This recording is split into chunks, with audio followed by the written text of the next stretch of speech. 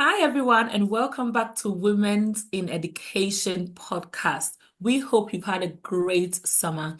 My name is Esther. I am the current serving Coventry NEU president, and we also have. I'm Jodie. I am a teacher and Coventry NEU member, and I'm also an executive member for the region. So, on today's episode of the Women in Education podcast, I am so excited to be joined by Shaniqua Edwards Haid. Woo! Hi Shaniqua. everyone. Hello. I love her energy. She's just absolutely amazing. So, Shaniqua is a passionate primary teacher and science lead who always goes above and beyond for her people. She's also deeply involved in union work, having served as the president of Haringey NEU and currently as co-chair of London Young Educators. Yeah, the new and young educators. Yes, they were young educators. NEU. Yes. Really making her voice count for teachers and young people across London and pretty much, the whole of the NEU in the UK. On top of that, she has hosted her own education podcast and contributed to Teacher Talk Radio. So she knows a thing or two about sparking important conversations in education. I cannot wait for us to dive into her journey and hear her inspiring perspective. Shanika, we are so excited to have you here. Welcome to Women in Education podcast. Oh, thank you. Thank you for having me. I'm so excited. I am really excited. So thank you for having me Yes. And can I just jump in and say that actually when Esther first suggested the idea of starting up this podcast a while ago, and we talked about who would have, you were one of the first people that popped into my head actually, Shaniqua, because I think it's really important that we hear from a platform people from across the union. So not just the people that we would say are at the top, the leadership, Yes. but all those people who are getting, Yeah, I don't want to say getting down and dirty, but doing the grassroots work. And Absolutely. you were one of those people that I thought I've read about you in Educate, and I'd Yes, and I love to think hear that more was from the you. one that we looked at, isn't it, together. We were talking about it, and we're like, absolutely, she's absolutely amazing. We would love to have her on there. So, really, really excited to thank have you. you here today. Thank you. So, the union has been led by women presidents in recent years. Why do you think it's so important that we platform women educators in such a way? I just think it's really important because representation is so important. We talk about it, but I always think, how do we make it happen? Visibility matters, and it matters in so many different ways. And we need to just challenge stereotypes. We need to, I always used to say, you can't be what you don't see. And I guess you can, but I just find it really does help. It really does inspire the next generation of women leaders. And that is something that I really want to push. And I love to see I love that we all do our jobs, but I want to see leaders as well. I want us to even push ourselves that bit more. And so it's nice to actually see women educators being platformed. And I just hope it continues. Yeah, Oh, I agree. I think that's really, really good. I think it's really important. Representation does matter. And having so many women come up as leaders Mhm. is just absolutely inspiring for, the young ones like us who are coming up as well Yeah. to see that we can also do something if we put our And mind to it. So, yeah, makes me think I can do it. I see someone else doing it. I'm like, oh, that inspires me. And you know, it's not just the children who get inspired. We can get inspired by the people around us. that's it. And and I love it. And also what I'm loving is that I see a lot of women pushing other women as well and promoting them. And also not even just women, but other people pushing. And I just think that's great because sometimes you need allies, you need a team, you need people. So that's great. Yeah. yeah, I agree. And I think it's really nice as well as women to see someone who's like you in that position. I think that we had Sarah Kilpatrick on for the first episode, didn't we, Esther? And I remember Yeah, yeah. thinking, Sarah's just like me. I could do that. It, Right? she's got Right? the similar background to me. That could be me. And I just think that's really inspirational, isn't it? So It it is when and I think sometimes you think it can't be me, but then when you actually see people and see people you recognize, like, you know, you'll probably ask some questions, but years ago I wasn't that involved in the union, and actually there's all these different roles, and I'd go and be like, that's not me. I'd never, I can't do anything like that. And I'm so thankful for the people who've supported me in the union Mm. who'd be like, you are capable. Shaniqua, you are going to get on stage at conference and you're going to speak. Shaniqua, you are going to become president. You are going to become co-chair of the network of new young educators in London. And actually, what's great is then I've seen other people ask me questions and say, how did you do it? How can I get Yes. involved? And I just think that is it. That is it. That is everything.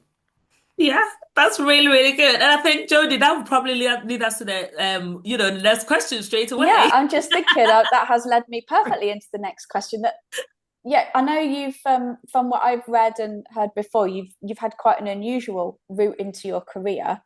Yeah. So and obviously that's had a knock-on effect with your route into the union. So tell us how did you become a teacher? Um, Okay. I believe you Okay. faced some challenges, if you didn't mind sharing. No, no, of course, of course. And I'm sorry if anyone's ever heard this before because I always talk about it. But I also think it's important that I share my story and everyone shares their stories because there's always someone who could probably relate.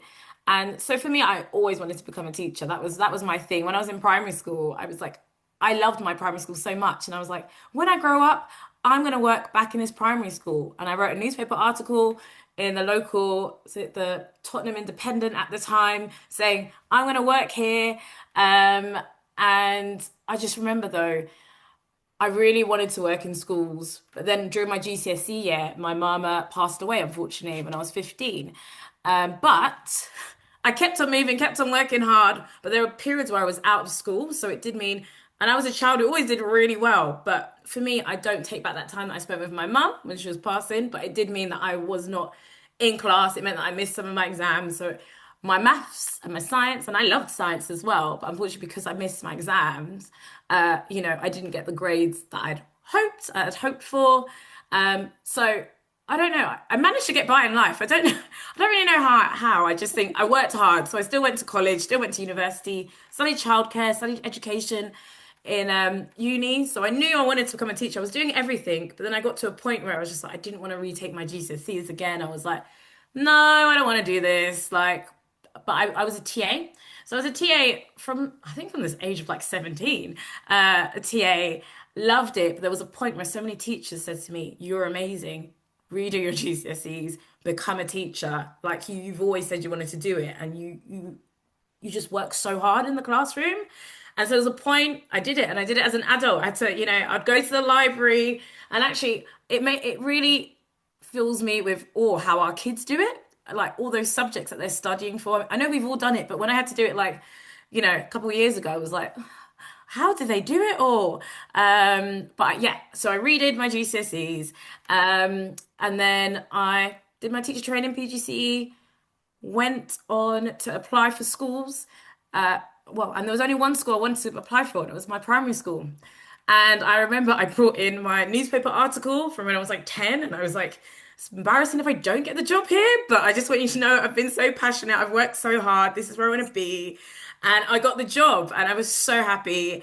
And, I've been so passionate about teaching since then. And I think for me, I especially feel so passionate because school really got me through. But also I was a child who was, very academic, but losing someone in my life, that really did affect things for me. And I'm just so very grateful I had great people behind me, but also I realized, I don't think my teachers, and understand me so, were trained to deal with that situation because actually, in hindsight, there's better things that could have been done, like, help with, because I didn't make it to some of my GCSEs and just things in general. So it just pushes me to be a better teacher. And also, I want my kids to know they are capable of anything and everything. And I push that and I will try and give them those opportunities because, I'm this girl from Tottenham, Shaniqua, the stereotype at times, but I was like, no, I'm not that stereotype. And I'm going to prove to you, and my students are going to prove to you how amazing they are. So that is me. And it just, I've worked in a Peru since. I've tried to work in different environments, all in the local community, still giving back to my community. Sorry, that was a lot of talking. Oh, that's No, amazing. it's Oh, fantastic. It really is. Really fantastic to hear that. yeah, I mean, hearing about how you got into teaching and, all the things that you had to go through to be able to get there, and you've Yeah. still got a smile on your face and you're still giving back to community. Yeah. That's absolutely amazing. Means, do you know what? It means the world to me seeing these children flourish. And I work hard. It's tiring. We all work hard, though. We all work hard. And what's amazing is that with all of this, I think with all of it, I worked hard, became a teacher, and I don't know, you might link into this, so sorry if I do, but I used to get union emails, but I used to be like, I don't know what this is. My dad was like, you need to join for insurance Yeah, purposes. yeah. And I was like, yeah, of course. I've always been in the unions as being a TA. But actually, it's been amazing. That's been something that's really helped, uh, push my passion as a teacher as well, being a part of the union. Oh, Shanika, that was absolutely amazing to hear about your experience as a teacher and how you got into teaching. But can you tell us a little bit as well about your experiences and roles in the union? My experience of roles in the union. Do you know what? If you asked me a few years ago, I'd be like, nothing, nothing, you know, but I support, I'm all part of it. But I think in my first year, I got invited or I applied to go to an MPYW conference. And that changed my life because by the end of it, I'd gone on stage. I ended up being chosen to speak at the TUC Young Workers Conference. And since then, I'm now in my second year as a co-chair of the New and Young Educators Network in London, which is quite big. We send emails and all my friends and family who are educators in London are like, oh my God, look at you. And I'm like, we just want to provide great opportunities for people. I was president of Haringey, of the Haringey district. I am an officer in the Haringey district, especially focusing on new and young educators there. I'm part of like the steering group for our conferences for new young educators. I'm sure there's some other things, but those are the main things. And I'm on the National Council representing mainly new and young educators. So I feel like I do some things in the union. You do a lot. A lot, yeah. You obviously got a lot of energy, but do you find that you do one thing and then it just kind of steamrolls, doesn't it? Then you're doing so much. That's it. You understand. You know this. But do you know what I've learned? I've learned it's so great having a team. And once you have like a great team, and even in our New and Young Educators Network, we have an organizing group. And I've learned the power of delegating and just how great it is to delegate. And, we're all involved, we're all a team, we all celebrate each other and hearing from everybody. So, honestly, that's made my life better. And I've also had great co-chairs and great people who've helped me out. So teaching me the ways, because guys, president of Haringey, I learned a lot. Chairing meetings, I have learned a lot about, was it standing orders, emotions? There's a lot that I didn't know about. So yeah, yeah, That's really good. yeah.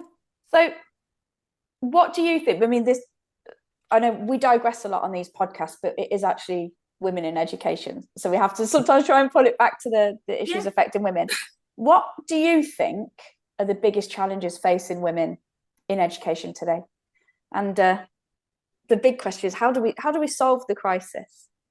Okay, so mine is a bit of I don't know if it's a different one, but I feel like it involves me, but not directly currently, but it will, and it involves so many women. And I think it's how the system treats parenting. You know, I think about it a lot. I don't currently have children. I mean, I have 30 in a class, but not of my own. But it's something I really think about.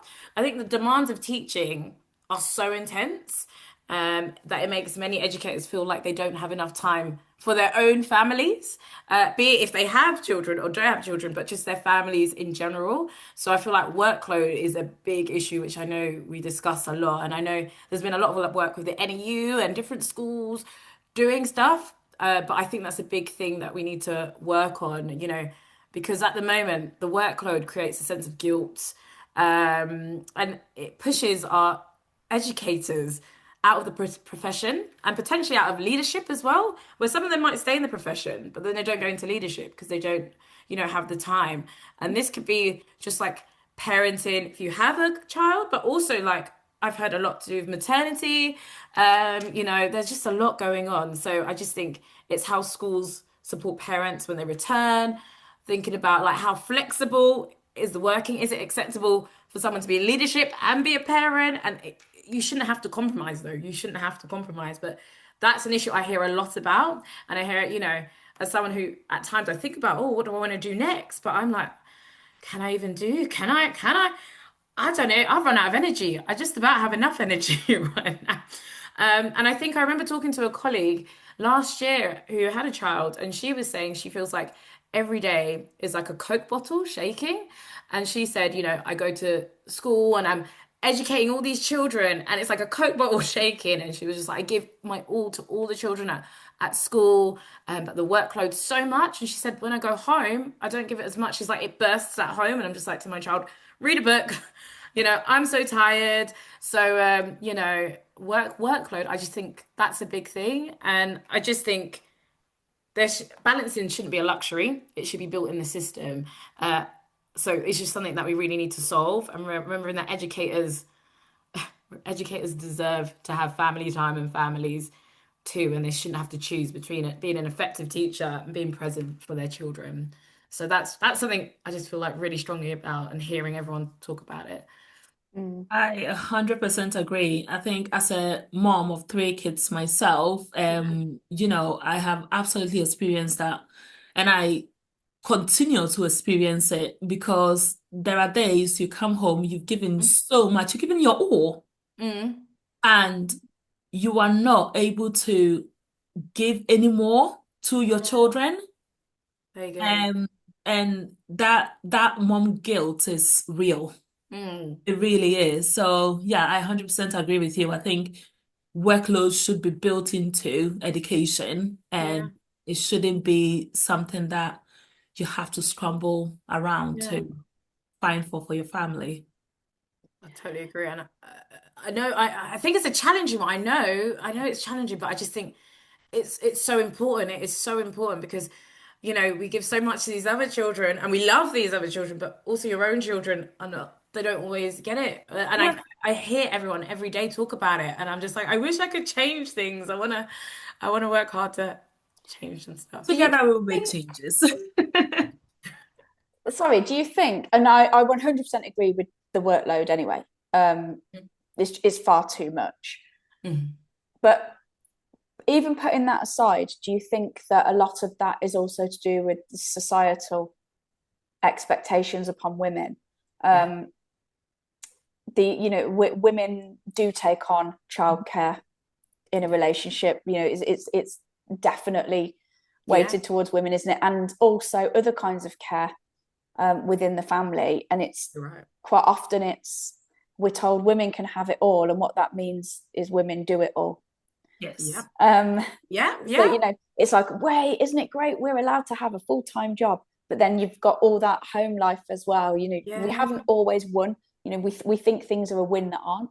No. Um, You're right. And I think we just navigate through. We just navigate through it. I think a few years ago I might have posted something, and like all of a sudden it went like not viral, but like it was big on Twitter. And I was just saying that teachers and educators were like the biggest actors out here. I thought I was an awful actor. My acting skills, I thought they were rubbish. But actually, there's been days where, there was one day I went to school and my aunt had died. There was one day I went to school and had a breakup. So one day I went to school and my pet had died. And, gosh, I'm not the luckiest person at times. But, I still went to school. I taught my lessons. I was like, I can't take the day off. And that's another thing I think with a lot of us where we're like, I can't take the day off. I have to prove myself.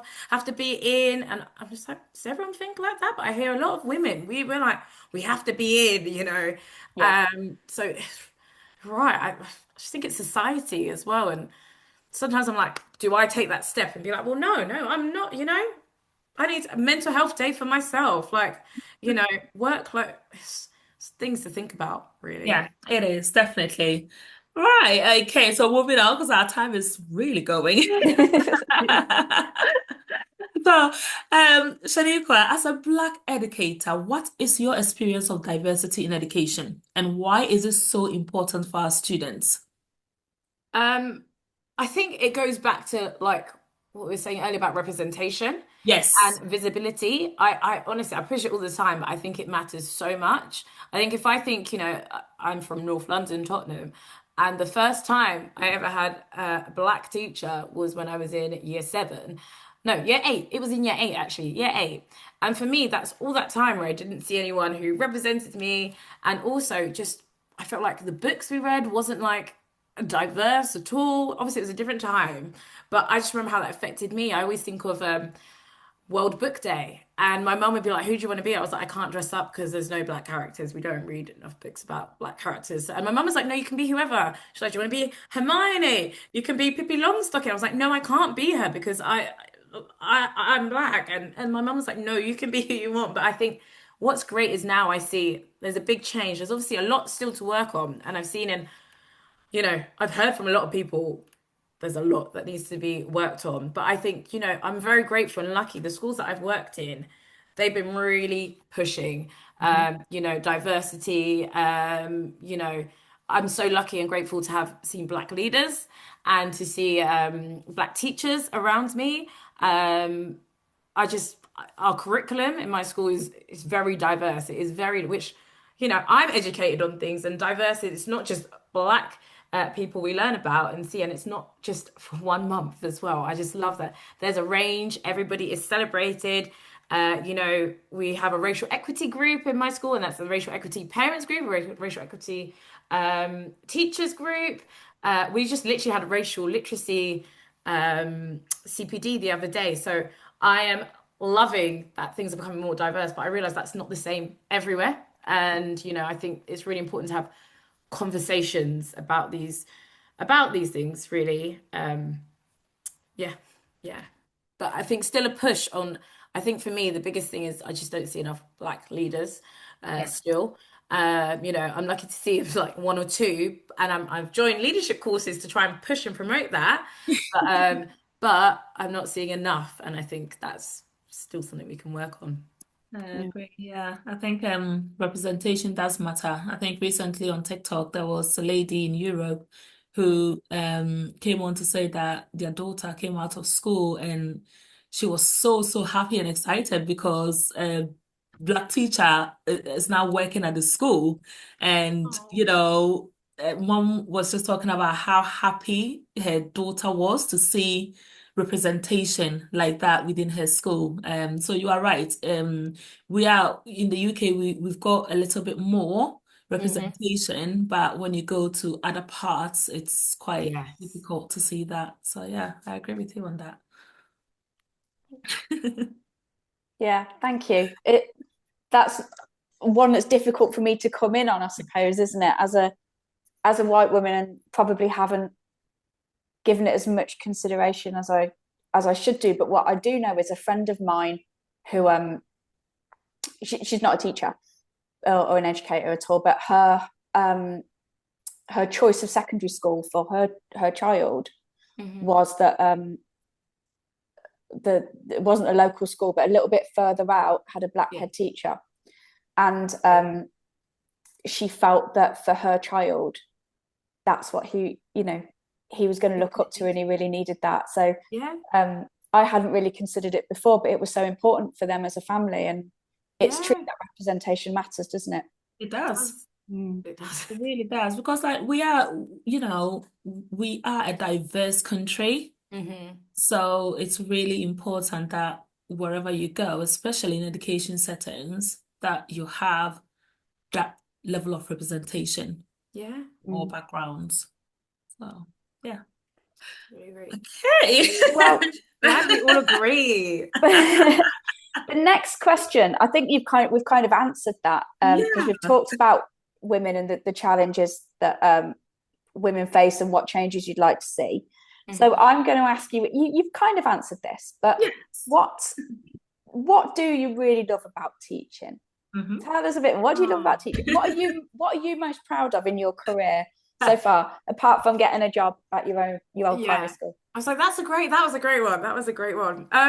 But do you know what? I love being part of the community. I love the relationships that are built with the parents because that's a big part. That is a big part in itself. And with the children. And I think you guys will understand this. You know, I could be walking down the street a few years later on, and there's children like Miss Edwards Aid or Shaniqua, and I'm like, oh my gosh, you guys remember me. And you know, it's they remember just all, the little things that you probably don't remember, they remember. And I just, for me, I really love it all. I love that when you're teaching them something and you see it just clicks in their head. I love that you teach them things for life. I think I always joke about the first day. So I usually teach upper key stage two. And then one year my head teacher gave me year one. And I was like, oh my God, is that okay? And on the first day I said to the children, write down your names, all of that. And then I realized they couldn't write their names. And I was like, okay.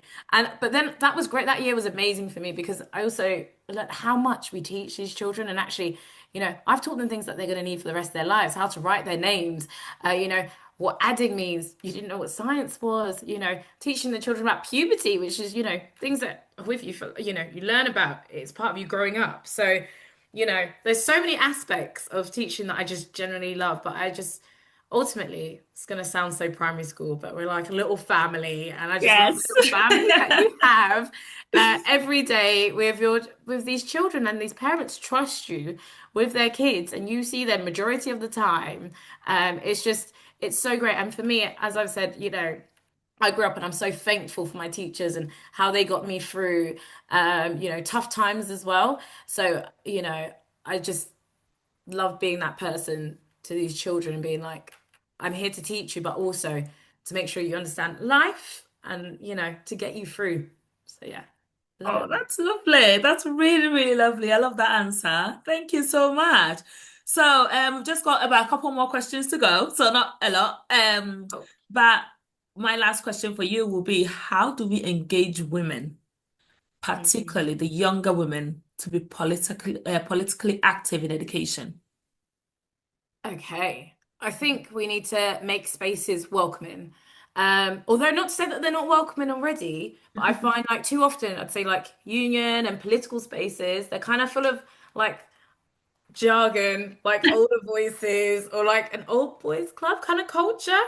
Where some people don't understand. I'm gonna be honest, like, there was a point where I didn't understand. I was like, I don't know any of this. And I just couldn't, not that I didn't feel welcome, but I was just like, it's probably not for me. But I was like, no, I have a voice. It is for me. And actually, I remember when I became president and I said to my district secretary, I said, but I don't speak like everybody else. I said, I'm so energetic. And I said, people might hate it. And I talk in a certain way.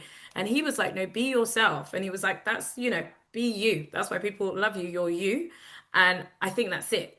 Welcoming people, allowing them to be themselves, appealing to them, you know, breaking down jargon, which I know it sounds so, silly, but we do it for the kids. Let's do it for Yes. adults as well. It doesn't make anyone stupid, but actually, we're all brought up in different ways. So I think, sharing activism as well. I love when I see people sharing stuff because I think that's impactful as well.